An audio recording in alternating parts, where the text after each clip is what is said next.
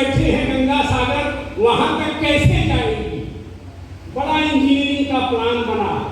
तो उन्होंने कहा, ऋषियों ने आत्मानुभूति से कहा, एक ही इस जगत में वह जो चेतन शक्ति है, प्रवाह शक्ति है, वह उससे भी शक्तिशाली जो जड़ शक्ति है उससे मिलेगी, तभी इसकी धारा मुड़ेगी और वो अपने गंतव्य तक जाएगी। तो वह धारा ऋषियों ने ला करके सीधे विंध्य पर्वत से टक्कर हुई और वह जो प्रचंड प्रवाह था, सैलाब था, वो सारे जगत को प्रकाश देने के लिए आया था, वह मुड़कर काशी आ गया।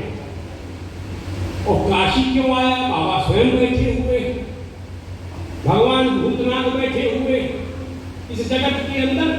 यह जो पृथ्वी है, जिसको हमारे पूर्वों ने कहा इस महासागर के गर्भ से जब बाहर आई, ये तो अरबों वर्ष तक महासागर में ही डूबी हुई थी।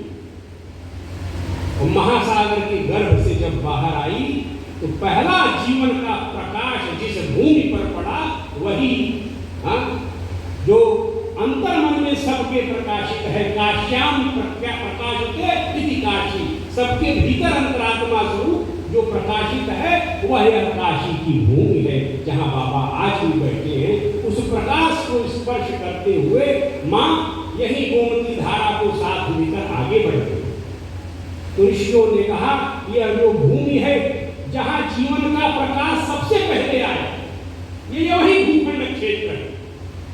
और इसलिए मैं कहता हूं, कहीं प्रधानमंत्री बनते होंगे, कहीं मुख्यमंत्री बनते होंगे, कहीं किसी देश के राजा बनते होंगे, लेकिन यह जो भूमि है, यह गंगा की जो घाटी है, जब यह राजनीति में अपनी मिट्टी से महापुरुष पैदा करती है, अखंड भूमन में, अखंड मंडल में जिसका शासन चलता है, वह इस भूमि में जन्म लेता है, रामकृष्ण प्रकट होते,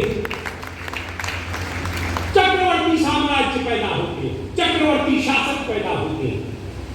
इसलिए भूमि साधारण नहीं।